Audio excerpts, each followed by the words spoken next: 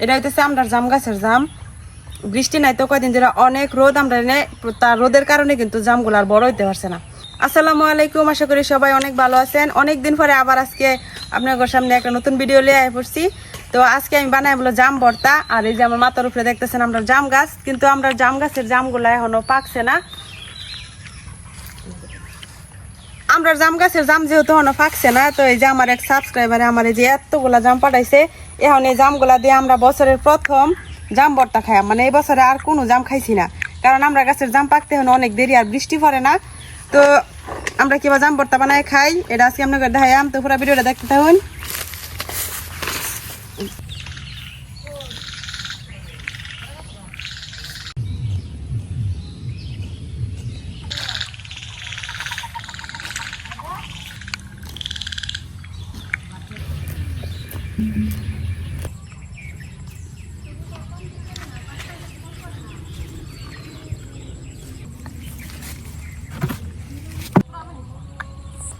তো জাম ভর্তা বানানোর লাগে আমরা কাঁচামরিচ লাগবো। যায় গাছের থেকে কাঁচামরিচ তুলে লইয়া গিয়া এই যে মরিচটি দেখা যাইতেছে একেবারে জামের লাহান। তো জাম ভর্তার মধ্যে জাম মরিচ দিলে ভালো লাগতো, কিন্তু এটা এখন একটু জাল কম। সবুজ মরিচ গুলাতে জাল বেশি, সেই মরিচটি তুলাম। এই যে আমার মরিচ কিন্তু একবারে ফাইকা যেতেছে রে, অনেকদিন ধরে মরিচ তুললে খাওয়া হয় না। এই যে সব গাছের মরিচ ফাইকা যেতেছে।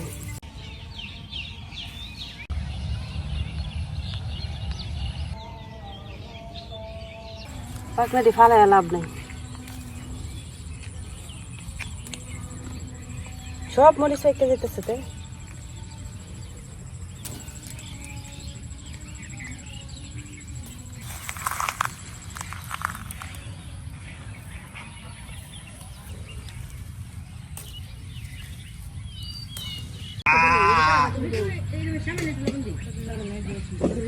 এই যে দেখেন কতগুলা পাকা মরিচ, অন কয়েকটা কাঁচা মরিচও তুলা লই।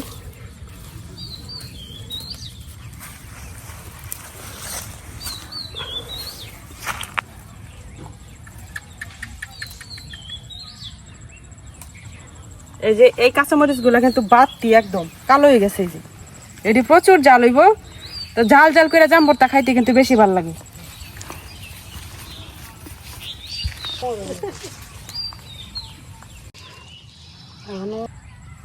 এখন আমি এখান থেকে ভালো ভালো যেটি বেশি কালো হয়েছে এরম জাম বাচ্চালাম, যেটি একদম বেশি কালো মানে বেশি পাকছে আর কি, এটি দিলে বেশি মজা হয় ভর্তা। আর যেটি হালকা পাকছে এটি দিলে তো স্বাদ লাগতো না।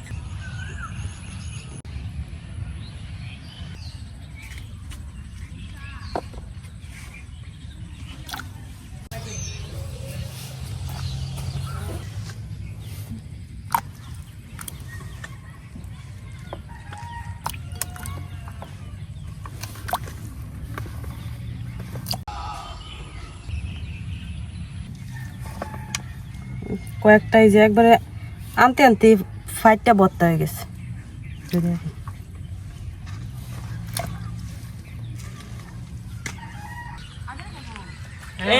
ভর্তা খাইলে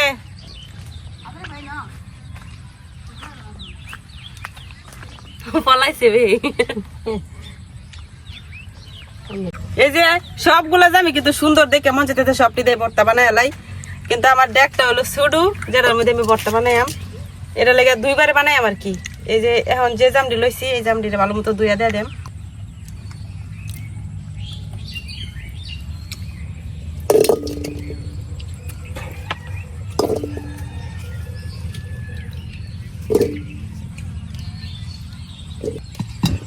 আমরা যেহেতু হাড়ির মধ্যে ভর্তা বানাই, তো হাড়ি কিন্তু একদম বইরা ভর্তা বানানো যেত না, মানে বইরা জাম দেওয়া যেত না।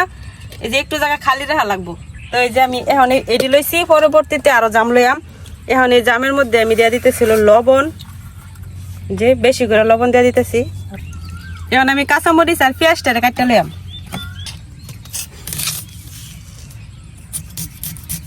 এখন অনেকেই কমেন্টে কইবেন যে ভর্তার জামের ভর্তার মধ্যে আবার কেউ পেঁয়াজ খা।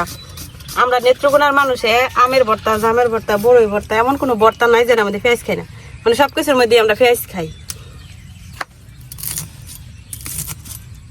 জাম ভর্তার কিন্তু সবকিছু রেডি, এনে পেঁয়াজ মরিচ সবই দিয়ে দিছি আমি।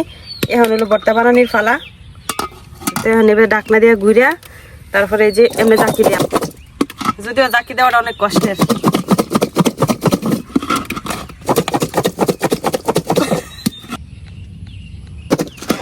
এই যা জাকিটা আস্তে আস্তে দিলে হইতো না, এটা হলো শক্তির জোরে জাকি দেওয়া লাগবে, নাহলে কিন্তু একটা জামও ভর্তা হইতো না। তখন আমি হলো ওই যে মেহমানের হাতে ধরাই দিতেছি, মেহমানের লোক শক্তিশালী লোক।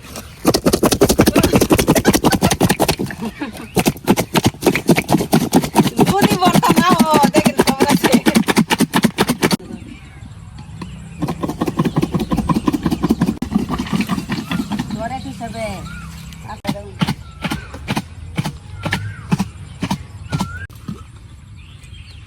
এই যে জাম ভর্তা কিন্তু হয়ে গেছে গা, এখন এই ভর্তাটি ডাইলাম।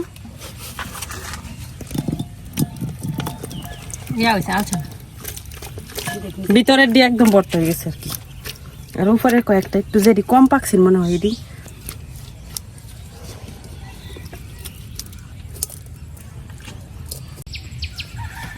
এই যে তৈরি হয়ে গেছে আমার বছরের প্রথম জামের ভর্তা। তখন একটু খায়া টেস্ট করি। আল্লাহ,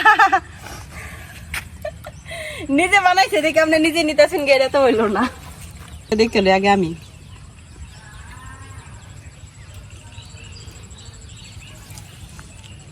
মারাত্মক জাল হয়েছে।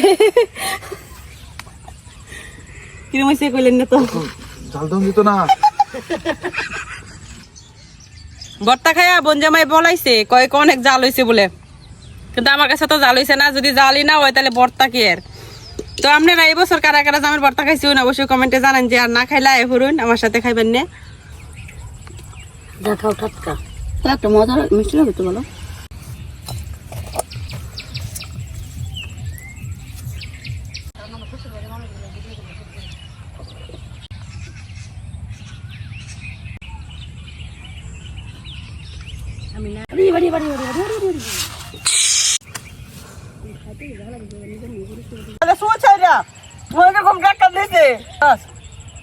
জাম খাইয়া এই যে আমার বাড়িটা পুরাটা জামের বিচি দেয়ারা বইরালছে, অনেক করে কি করা উচিত?